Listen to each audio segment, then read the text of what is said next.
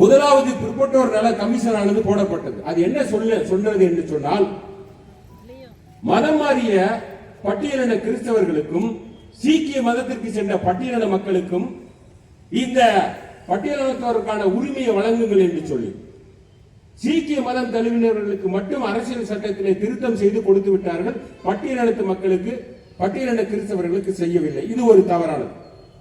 அடுத்து 1983 மத்திய அரசானது சிறுபான்மை, அதாவது பிரதம மந்திரியுடைய சிறுபான்மை நல கமிஷன் கோபால் சிங் தலைமையிலே ஒரு கமிட்டியை போட்டது.